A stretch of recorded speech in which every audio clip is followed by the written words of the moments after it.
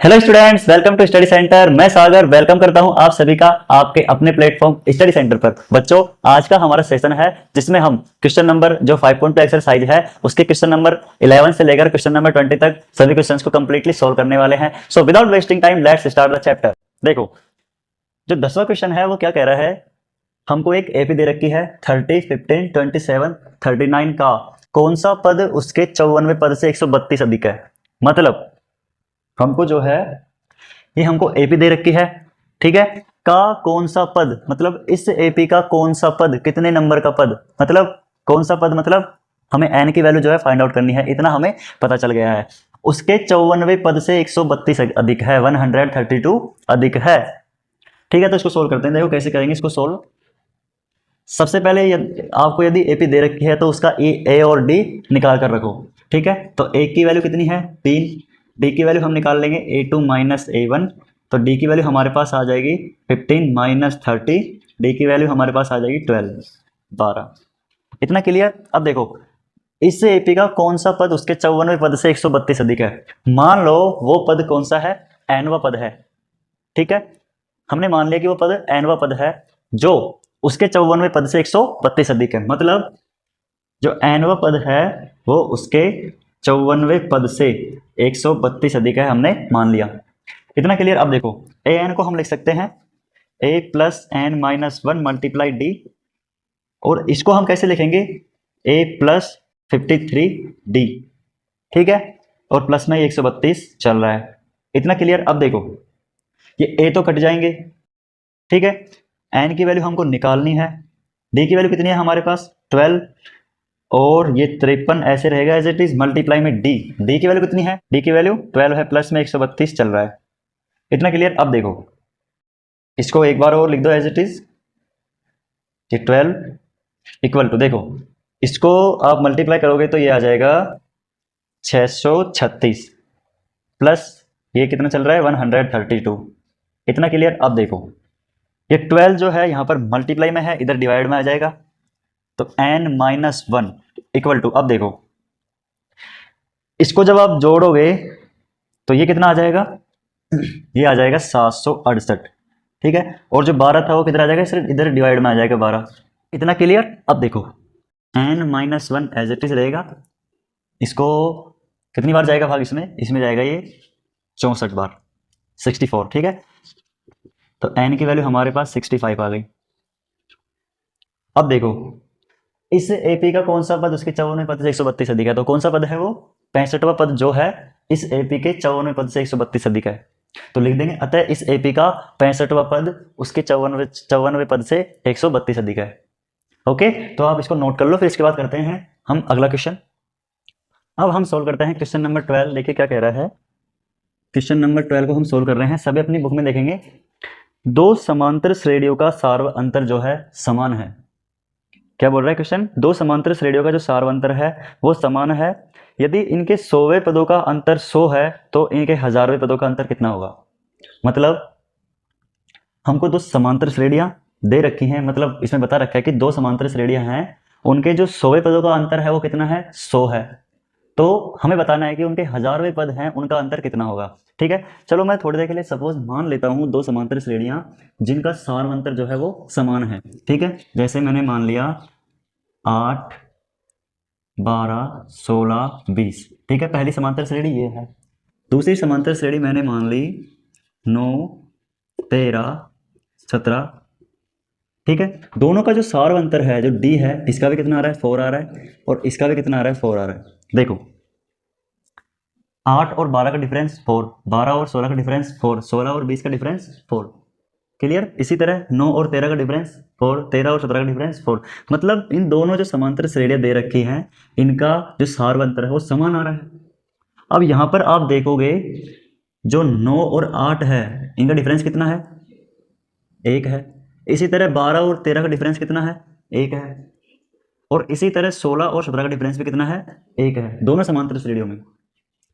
तो जैसे कि ये पहले पद का और इसके पहले पद का दोनों का डिफरेंस कितना है 1 है, और इसके ये पहला पद ये इसका भी इसका ये तीसरा पद इस समांतर श्रेणी का, और इस समांतर श्रेणी का ये तीसरा पद, दोनों का डिफरेंस कितना है 1 है।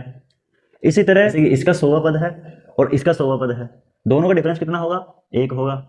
तो जब इसका जो 1000वां पद है और इसका 1000वां पद है तो दोनों का डिफरेंस 1 ही होगा। तो यही बात क्वेश्चन में हो रही है, यदि इनके 100वें पदों का अंतर 100 है तो 1000वें पदों का अंतर कितना होगा? ऑब्वियसली 1000वें पदों का अंतर भी कितना ही होगा? 100 ही होगा ना 1000वें पदों का। भाई यहाँ पे देखो, ये इसका प्रथम पद है, ये इसका प्रथम पद है, दोनों का अंतर कितना है? 1 है। फिर यहाँ पर ये इसका तीसरा पद है, ये भी इसका क्या है? तीसरा पद है। इन दोनों का अंतर कितना है? 1 है। इसी तरह हम चलते चलते चलते 100वें पद पर पहुंच गए, तो इसका 100वां पद और इसका 100वां पद, वहां पर भी दोनों का अंतर कितना होगा? 1 होगा। इसी तरह मान लो हम 1000वें पद पर पहुंच गए, तो वहां पर इसका 1000वां पद और इसका 1000वां पद, दोनों के 1000वें पदों में कितना डिफरेंस होगा? 1 का होगा। तो इसी तरह हमारे क्वेश्चन में बोल रहा है कि यदि इनके 100वें पदों का अंतर 100 है तो 1000वें पदों का अंतर कितना होगा? भाई 100वें पदों का अंतर 100 है तो 1000वें पदों का अंतर भी 100 ही होगा ना। ठीक है, तो चलो इसको सोल्व करते हैं आगे। देखो, ठीक है, अब मैं आपको इस क्वेश्चन को फॉर्मूले की मदद से करके बता रहा हूं। ठीक है, देखो, हमसे क्वेश्चन में बोला है कि ये दोनों समांतर श्रेणियां हैं, उनका जो सारवंतर है वो क्या है? समान है। हमें दे रखा है दोनों समांतर श्रेणियों का, दोनों समांतर श्रेणियों का सारवंतर कितना है? सारवंतर डी जो है वो समान है। ठीक है, अब देखो, तो पहली समांतर श्रेणी के 100वें पद, पहली समांतर श्रेणी का 100वां पद मतलब A100, यहां पर 1 इसलिए लगाया क्योंकि पहली समांतर श्रेणी है उसका 100वां पद है, माइनस और A102 दूसरी जो समांतर श्रेणी है उसका 100वां पद है। तो इन दोनों का जो अंतर है, जो डिफरेंस है वो कितना आ रहा है? 100 आ रहा है। मतलब 100वें पदों का डिफरेंस 100 आ रहा है। कितना क्लियर? अब देखो, ये 1 और 2 मैंने ये दिखाने के लिए किया है, ये दिखाने के लिए लिखा है, ये जो है ये प्रथम श्रेणी का 100वां पद है और ये जो है ये दूसरी श्रेणी का 100वां पद है, और इन दोनों का डिफरेंस कितना है? 100 है, 100 है। इतना क्लियर? अब देखो, जो A100 है इसको हम लिख सकते हैं A + 90 माइनस, अब देखो ये तो बात हो गई प्रथम श्रेणी के 100वें पद की। इतना क्लियर? अब देखो, दूसरी श्रेणी को भी हम इसी तरह लिख सकते हैं, लेकिन मैं इसको कैपिटल A ले रहा हूं, प्लस ये 90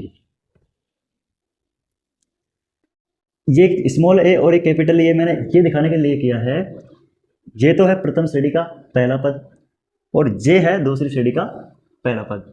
ठीक है, ताकि हमको समझने में, हमारे समझने में कंफ्यूजन ना हो। ठीक है, देखो अब आगे बढ़ते हैं। इन दोनों का अंतर दे रखा है 100। ठीक है, अब देखो ये A + 90 माइनस A और A माइनस अंदर मल्टीप्लाई हो जाएगा तो ये 90 और दोनों का डिफरेंस जो कितना चल रहा है? 100 चल रहा है। अब ये 90 प्लस के और A माइनस के दोनों कट जाएंगे तो A - A = 100। मतलब जो AP है दोनों, उनके जो 100वें पदों का अंतर है वो 100 हमने निकाल दिया है। अब इसी तरह हमको 1000वें पदों का अंतर कितना आता है वो निकालना है। ठीक है, तो देखो ये तो हमको क्वेश्चन में बोल दिया है कि उसके 100वें पदों का अंतर कितना है? 100 है, लेकिन हमने इसको मैथमेटिकली जो है इंप्रूव किया है। अब इसी तरह हमें 1000वें पदों का अंतर निकालना है, बिल्कुल सेम इसी तरह से। देखो निकालते हैं। A1000 मतलब जो पहली समांतर श्रेणी है उसका 1000वां पद ये है, माइनस दूसरी समांतर श्रेणी का 1000वां पद ये है।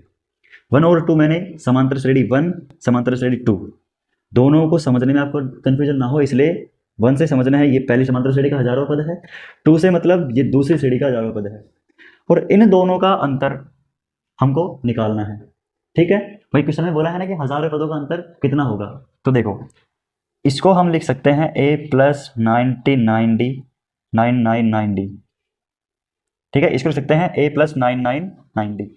इसी तरह अब वही करना है यहाँ पर, जैसे कि यहाँ पर स्मॉल a लिया था प्रथम श्रेणी के लिए और दूसरी श्रेणी के लिए यहाँ पर कैपिटल A, तो यहाँ पर भी कैपिटल A ले लेंगे, प्लस ये भी कितना आ जाएगा? 90।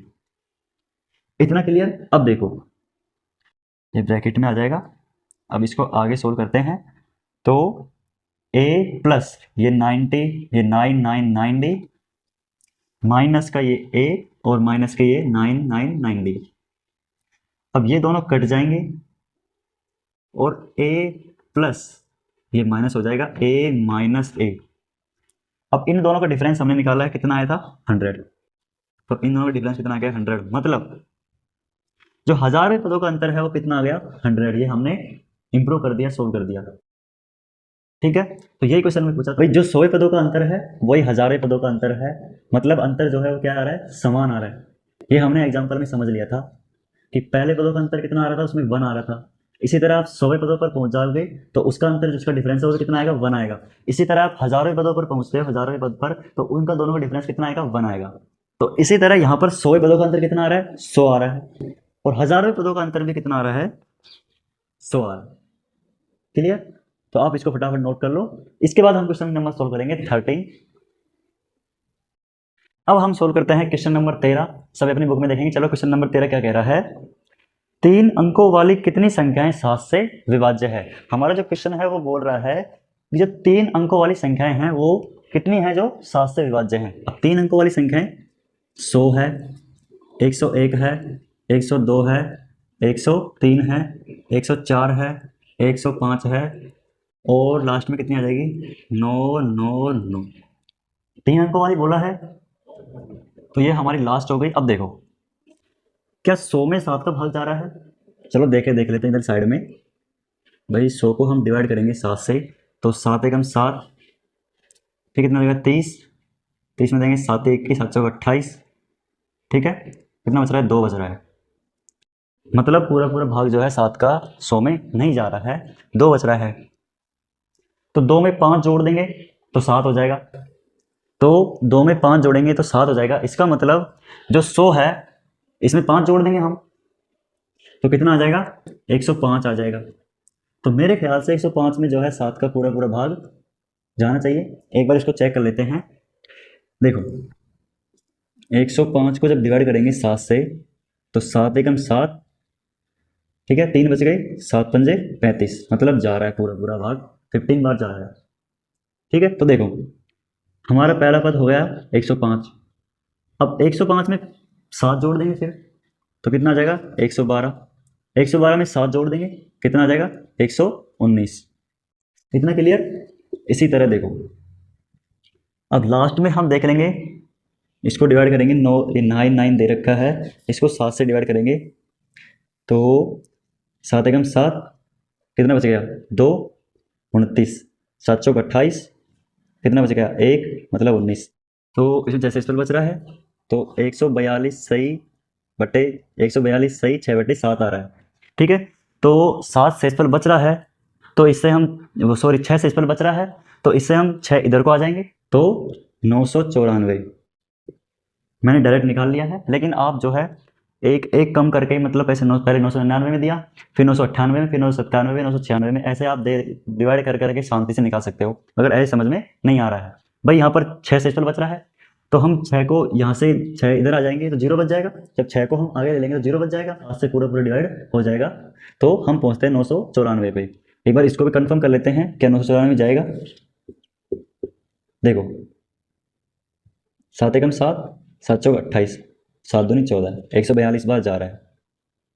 ठीक है, अब देखो हमारे पास एपी आ गई। अब तो इसका प्रथम पद कितना दे रखा है 105, डी की वैल्यू हम निकाल लेंगे A2 माइनस A1, तो डी कितना आ जाएगा, तो डायरेक्ट लिख देता हूं मैं, डी कितना आ जाएगा 7। इतना क्लियर? अब देखो हमें पूछ रहा है कि जो 3 अंकों की संख्याएं हैं वो कितनी 7 से विभाज्य है, मतलब जो संख्याएं हैं वो कितनी है, उनकी संख्या कितनी है, मतलब किसकी बात हो रही है n की। तो हमें n की वैल्यू जो है वो फाइंड आउट करनी है और an की वैल्यू हमारे पास है कितनी 994। तो फॉर्मूला है an equal to a plus n minus 1 multiply D. an की वैल्यू हमारे पास 994 है और a की वैल्यू कितनी है हमारे पास 105, प्लस n की वैल्यू हमको निकालनी है और d की वैल्यू कितनी है 7। इतना क्लियर? अब देखो 994 ये इधर 105 प्लस का है तो ये इधर को आएगा तो माइनस का हो जाएगा, equal to 9n minus 1 multiply 7 ये एज इट इज रहेगा। इसको आप सोल्व करोगे तो कितना आएगा, ये 8 8 9। ठीक है, अब देखो ये 7 यहाँ पर मल्टीप्लाई में है, इधर आएगा डिवाइड में आ जाएगा, और ये n-1। अब देखो इसको डिवाइड करेंगे तो 7 एकम 7, 7 दूनी 14, 49, मतलब 127 बार जाएगा n-1, और ये आ जाएगी n की वैल्यू 128। मतलब 3 अंकों की 128 ऐसी संख्याएं होंगी जो 7 से विभाज्य होंगी, मतलब उन संख्याओं में 7 का पूरा पूरा भाग जा रहा होगा। ठीक है, तो यहाँ पे लिख देंगे कि 3 अंकों की 128 संख्याएं होंगी जो 7 से विभाज्य होंगी। ओके, तो आप इसको नोट कर लो, फिर इसके बाद नेक्स्ट क्वेश्चन करते हैं। क्वेश्चन नंबर 14 है, वो कह रहा है कि 10 और 250 के बीच में जो 4 के गुणज है वो कितने हैं। मतलब ये 10 है और ये 250 है, इन दोनों के बीच में हमें निकालना है 4 के गुणज कितने हैं। मतलब इन दोनों के बीच में ऐसी संख्याएं निकालनी है हमको जो 4 से डिवाइड हो रही है, मतलब उसमें उनमें 4 का पूरा पूरा भाग जा रहा है। देखो 10 के बाद आता है 11, क्योंकि 10 के और 250 के बीच में लेनी है संख्याएं, तो 11 में 4 का भाग देके देखते हैं हम। तो 4 दूनी 8, कितना बच रहा है 3। इसका मतलब 11 में नहीं जा रहा है, 12 में देके देखते हैं। 4 3 12, 12 में जा रहा है। इसका मतलब जो प्रथम पद है वो कितना आ गया, 12 आ गया। अब चूंकि हम 4 के जो है गुणज निकाल रहे हैं, मतलब इन दोनों के बीच में जो संख्याएं हैं, कितनी संख्याएं हैं जो 4 के गुणज है, मतलब उनमें जो है 4 का पूरा पूरा भाग जा रहा है। तो इसमें हम 4 और जोड़ देंगे तो 16 आ जाएगा, 16 में जा रहा है। 16 में 4 और जोड़ देंगे 20 आ जाएगा, 20 में भी जा रहा है। 20 में 4 जोड़ देंगे 24 आ जाएगा, 24 में भी जा रहा है 4 का पूरा पूरा भाग। ठीक है, तो इसी तरह हम लास्ट में कितनी दे रखी है हमको, 250 दे रखी है, 250 दे रखी है। तो क्या 250 में जाएगा? चलो इसको चेक कर लेते हैं। 250 में 4 का भाग जा रहा है क्या, 4 6 24, 10 बच रहा है, 10 में नहीं जा रहा। चलो एक अंक नीचे आ जाते हैं। क्या 249 में जा रहा है, 4 6 24, 9 बच रहा है, नहीं जा रहा। क्या 248 में जा रहा है 4 का भाग, 4 6 24, 4 दूनी 8 जा रहा है, बिल्कुल। तो लास्ट पद कौन सा आ जाएगा हमारा, 248। इतना क्लियर। अब देखो हमारे पास ए पे आ गई, तो ए की वैल्यू हमारे पास है 12, डी की वैल्यू हम निकाल लेंगे A2 माइनस A1, तो ये कितनी आ जाएगी 4। डी की वैल्यू 4 आ गई, और AN की वैल्यू हमें दे रखी है 248, एन की वैल्यू हमको फाइंड आउट करनी है। क्वेश्चन में बोल रहा है कि कितने गुणज हैं 4 के 10 और 250 के बीच में, कितने मतलब संख्या उनकी, और संख्या मतलब n।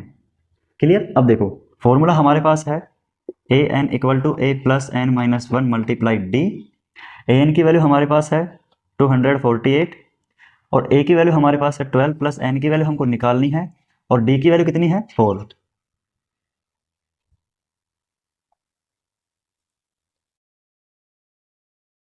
इतना क्लियर। अब देखो ये 248 माइनस 12, इधर प्लस का है, इधर को आ जाएगा माइनस का हो जाएगा, n माइनस 1 और ये 4। इतना क्लियर। अब देखो इसको घटाओ आप, तो कितना आ जाएगा 236,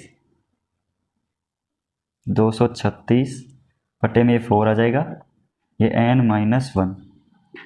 इतना क्लियर। अब देखो इस 4 को जब इसमें भाग दोगे आप तो कितनी बार जाएगा, 4 4 पंजे 20 और 4 नाम 36, मतलब 4 पंजे 20, 4 नाम 36, n माइनस 1। तो n की वैल्यू हमारे पास कितनी आ जाएगी 60। मतलब जो 10 और 250 के बीच में 60 ऐसी संख्याएं होंगी जिनमें 4 का जो है पूरा पूरा भाग जा रहा होगा, मतलब 60 ऐसी संख्याएं होंगी जो 4 की गुणज होंगी। क्लियर। तो आप इसको नोट कर लो, फिर इसके बाद करते हैं हम नेक्स्ट क्वेश्चन देखेंगे। क्वेश्चन नंबर 15 है, वो क्या कह रहा है कि n के किस मान के लिए दोनों समांतर श्रेणियां 63 65 67 और 3 10 17 के nवें पद बराबर होंगे। मतलब हमको दो समांतर श्रेणियां दे रखी हैं। पहली जो समांतर श्रेणी है, पहली जो AP है वो कितनी दे रखी है, पहली AP हमें दे रखी है 63 65 67, यही है ना।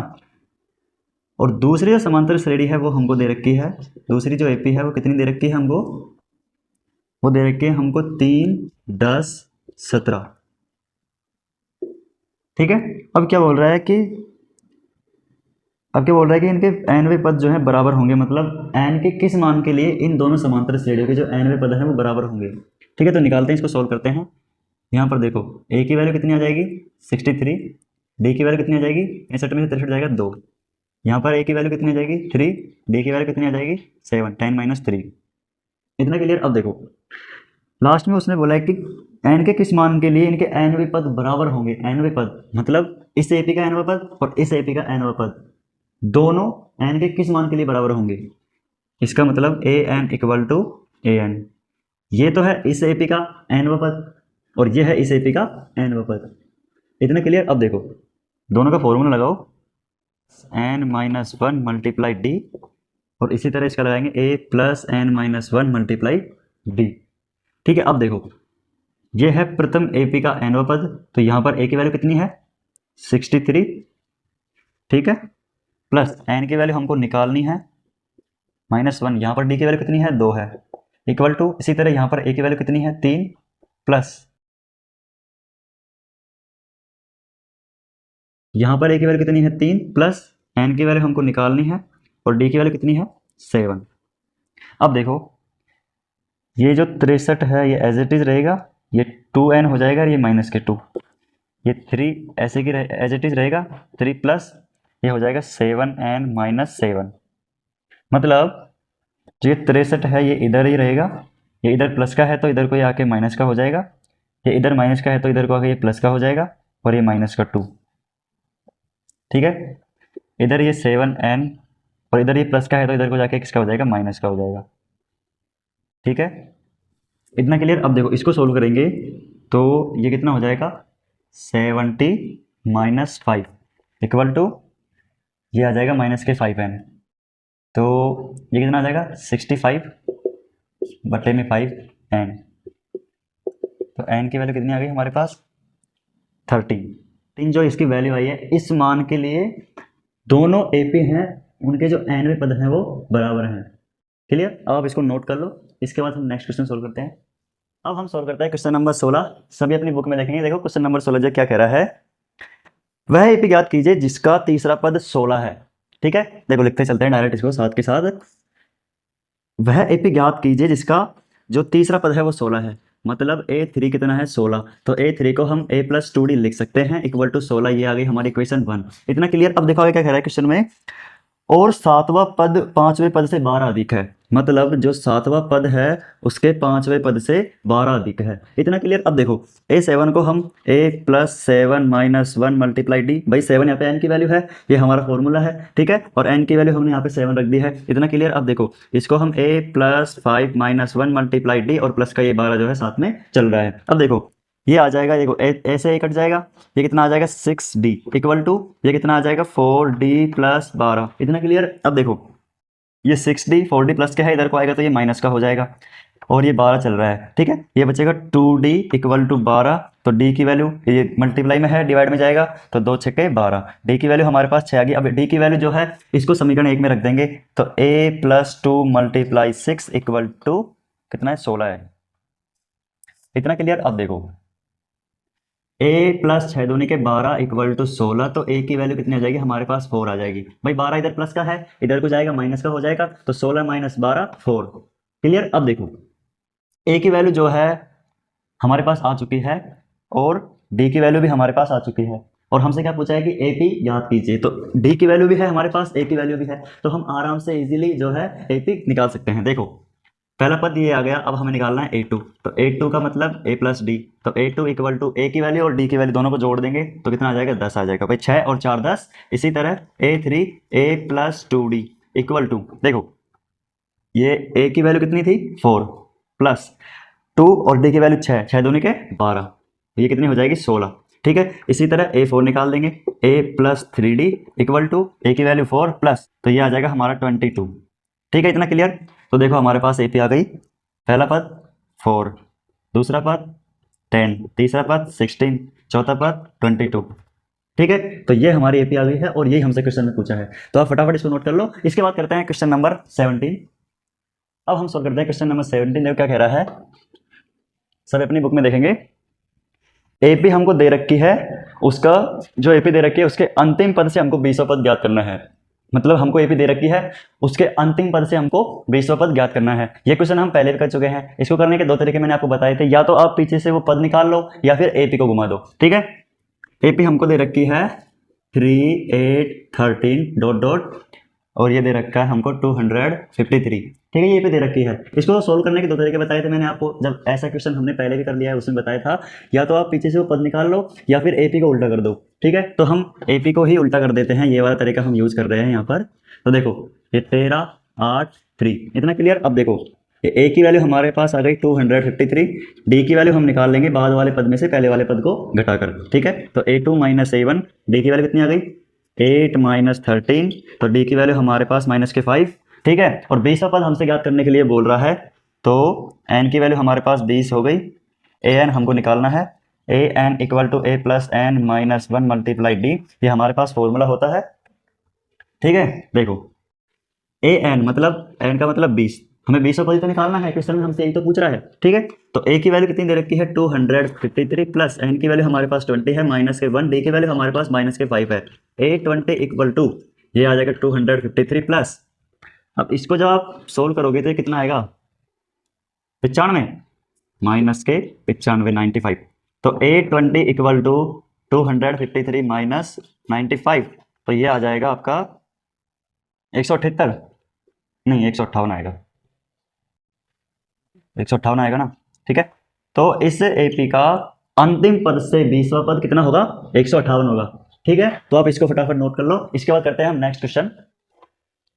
अब हम सॉल्व करते हैं क्वेश्चन नंबर 18। ठीक है, सभी अपनी बुक में देखेंगे क्वेश्चन नंबर 18 है वो क्या कह रहा है, किसी एपी के चौथे और 8वें पदों का योग 24 है। मतलब कोई एपी है, उसका चौथा पद और 8वां पद दोनों का योग कितना है 24 है। देखो लिखते चलते हैं साथ में, जो एपी का कौन सा पद है, चौथा पद है A4 प्लस, और 8वां पद मतलब A8, दोनों का योग कितना है 24 है। ठीक है, तो इसको लिख सकते हैं हम A+ के 3D प्लस इसको लिख सकते हैं A+ के 9D = 24। अब देखो 2A हो जाएगा, ये 1A और 1 ये 2A प्लस ये कितना हो जाएगा 12D। ठीक है, और इक्वल टू चल रहा है 24। भाई चौथा पद ही है ना, हाँ चौथा और 8वां पद दोनों का योग कितना है 24 है। A + 9D हो गया, नहीं ये 7D हो गया यहाँ पे। ठीक है, तो ये कितना आ जाएगा 10D। इतना क्लियर। अब देखो ये हो गया हमारा समीकरण 1। फिर आगे क्या कह रहा है, छठे और 10वें पदों का योग कितना है 44 है। मतलब A6 + A10 दोनों का योग कितना है 44 है 44। ठीक है, तो इसको लिख सकते हैं A + 5D प्लस इसको लिख सकते हैं A + 9D = 44। तो ये हो जाएगा 2A प्लस ये कितना हो जाएगा 14D। ठीक है, = 44। ये आ गया हमारा समीकरण 2। अब देखो समीकरण 2 में से समीकरण 1 को घटाने पर समीकरण 2 माइनस समीकरण 1। ठीक है, तो ये 2A + 14D = 44 और ये 2A + 10D = 24। ठीक है, ये साइन चेंज हो जाएंगे, ये दोनों कैंसिल, ये बचेगा हमारा 4D = ये कितना बचेगा 20। ठीक है, इतना क्लियर। अब देखो ये यहाँ पर मल्टीप्लाई में है, डिवाइड में आ जाएगा, तो 20/4 डी की वैल्यू कितनी आ गई 4 × 20। अब डी की वैल्यू समीकरण 1 में रख दो, जिससे ए की वैल्यू आ जाएगी 2A + 10 × 5 = 24। तो 2A प्लस ये कितना हो जाएगा 50 = 24। 2A = 24 - 50, 2A = कितना आ जाएगा -26। इतना क्लियर। अब देखो A = -26/2, A की वैल्यू कितनी आ गई -13। 2 2 = 1, 2 3 = 3। ठीक है, A की वैल्यू हमारे पास आ गई, D की वैल्यू भी हमारे पास आ गई। अब देखो क्वेश्चन में आगे क्या बोल रहा है, तो AP के प्रथम 3 पद हमको ज्ञात करने हैं। तो पहला पद तो हमारे पास आ गया, दूसरा और तीसरा हम निकाल देंगे। तो A2 = A + D, तो A2 = A की वैल्यू कितनी है 5 है, प्लस का माइनस हो जाएगा क्योंकि जो D की वैल्यू है वो माइनस है, तो ये -13। ठीक है, अब देखो A2 हमारे पास आ गया कितना -8। इसी तरह A3 निकाल देंगे, A + 2D, A3 = A की वैल्यू कितने है -13 प्लस 2 × D की वैल्यू 5, A3 = -3 प्लस 5 2 = 10, A3 = -3। तो पहला पद कितना आया -13, दूसरा पद कितना आया -8, तीसरा पद -3। ठीक है, यही हमसे क्वेश्चन में पूछा है कि प्रथम 3 पदों निकालिए। फटाफट इसको नोट कर लो आप, इसके बाद हम नेक्स्ट क्वेश्चन सोल्व करेंगे। अब हम सोल्व करते हैं क्वेश्चन नंबर 19। सब अपनी बुक में देखेंगे। क्वेश्चन नंबर 19 क्या कह रहा है। सुब्बा राव ने 1995 में 5000 के मासिक वेतन पर कार्य आरंभ किया। मतलब एक व्यक्ति है, उसका नाम है सुब्बा राव, उसने 1995 में, सन 1995 में 5000 के मासिक वेतन पर कार्य आरंभ किया और प्रत्येक वर्ष ₹200 की वेतन वृद्धि प्राप्त की। मतलब कोई व्यक्ति है सुब्बा राव, उसने सन 1995 में 5000 के मासिक वेतन पर कार्य आरंभ किया, ठीक है, और हर वर्ष में, मतलब पहले वर्ष में 200 रुपए की वृद्धि प्राप्त की, उसके बाद नेक्स्ट वाले वर्ष में भी, नेक्स्ट ईयर में भी 200 रुपए की वृद्धि प्राप्त की, उसके बाद थर्ड ईयर में भी कितने रुपए की वृद्धि प्राप्त की, 200 रुपए की। मतलब 200 200 200 सेम आ रहा है ना, 200 200 रुपए की हर वर्ष में, प्रत्येक वर्ष में 200 200 200 रुपीज की उसको क्या है, वृद्धि प्राप्त हो रही है। इसका मतलब 200 क्या है यहाँ पर, डी की वैल्यू। सुब्बा राव का जो मासिक वेतन है, आरंभिक मासिक वेतन कितना बता रहा है, 5000, ठीक है। और जो प्रत्येक वर्ष की जो वृद्धि है, वेतन वृद्धि कितनी है, वेतन वृद्धि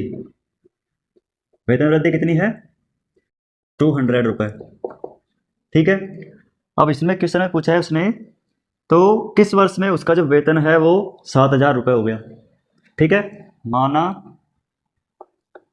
माना वो वर्ष कितनी है, एन है, मतलब किस वर्ष में हो गया, कौन से नंबर के वर्ष में, मतलब एन की वैल्यू हमको यहाँ पर फाइंड आउट करनी है, ठीक है। और जो 7000 ये किसकी वैल्यू है, ए एन की वैल्यू है, ठीक है। एन की वैल्यू हमको निकालनी है। और जो ये दे रखा है आरंभिक मासिक वेतन, ये किसकी वैल्यू हो जाएगी, ये ए की वैल्यू हो जाएगी 5000। और प्रत्येक वर्ष में जो वृद्धि होती है, जो वृद्धि प्राप्त होती है उसको, प्रत्येक वर्ष में वो कितनी है, 200 रुपए, मतलब हर वर्ष में 200 रुपए की उसको वृद्धि प्राप्त होती है। तो 200 क्या है, 200 क्या, ई की वैल्यू। बस फॉर्मूला हमारे पास है a plus N minus 1 multiply D. इतना क्लियर। अब देखो ए एन हमको दे रखा है 7000 इक्वल टू ए हमको दे रखा है 5000 प्लस एन की वैल्यू हमको फाइंड आउट करनी है, डी कितना दे रखा है, 200, ठीक है।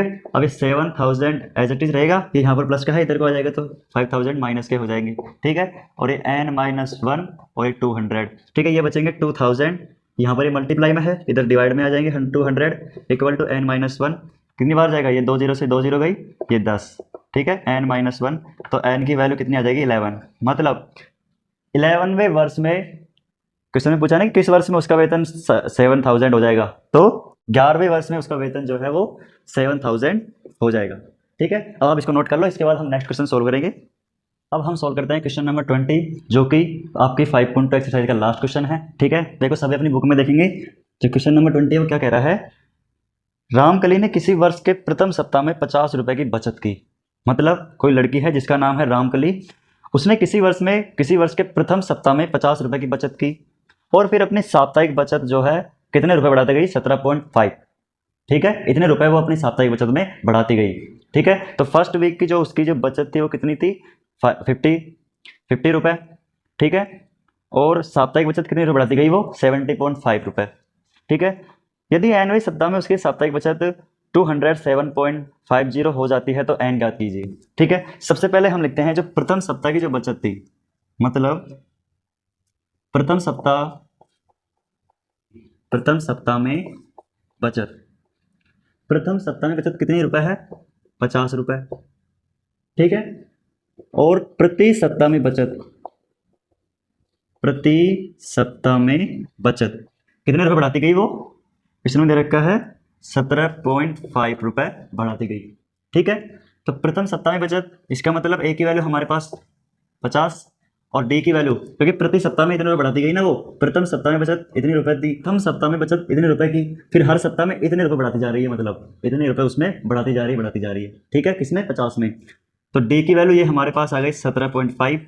अब हमारे पास ए की वैल्यू भी है और डी की वैल्यू भी है, तो इससे हम ए पे निकाल सकते हैं, तभी तो एन की वैल्यू हम ज्ञात कर पाएंगे, ठीक है। एनवें सप्ताह में उसकी साप्ताहिक बचत कितने रुपए हो जाती है, एनवें सप्ताह में, मतलब ए एन की वैल्यू हमको भी दे रखी है, ए एन की वैल्यू हमको दे रखी है 207.5 ए एन की वैल्यू दे रखी है तो हमें एन की वैल्यू निकालनी है, तो हम निकाल सकते हैं। ए भी है, डी भी है और ए एन भी है हमारे पास। तो फॉर्मूला है A N equal to A plus N minus one multiply D. A N दे रखा है हमको 207। इतना क्लियर। अब देखो ए की वैल्यू कितनी है हमारे पास 550 प्लस एन की वैल्यू हमको निकालनी है और डी की वैल्यू कितनी है हमारे पास 70.5। 207.5 इसमें से हम घटाए ये जो इधर ये जो 50 है प्लस के हैं, इधर को ये माइनस के हो जाएंगे, ठीक है। ये n माइनस वन और ठीक है, ये कितने बचेंगे 157.5, ठीक है। यहाँ पर ये मल्टीप्लाई में है, इधर ये डिवाइड में आ जाएगा, इक्वल टू ये n माइनस वन, यहाँ से पॉइंट हटाएंगे तो ऊपर 10, ये इक्वल टू कितना आ रहा है n माइनस वन, यहाँ से पॉइंट उठाएंगे ऊपर 10, यहाँ से उठाएंगे नीचे 10, ठीक है। तो 10 से 10 गया 1575 upon 175 equal to n minus one. इसको काट दो आप, कितनी बार कटेगा ये 9 बार कट जाएगा, ठीक है। n माइनस वन, तो n की वैल्यू कितनी आ गई हमारे पास 10 आ गई, ठीक है। और यही हमसे क्वेश्चन में पूछा है कि n की वैल्यू ज्ञात कीजिए। क्लियर। तो आप इसको नोट कर लो, ये आपका जो है लास्ट क्वेश्चन था एक्सरसाइज 5.2 का, ठीक है। तो पहले आप इसको नोट करो फटाफट।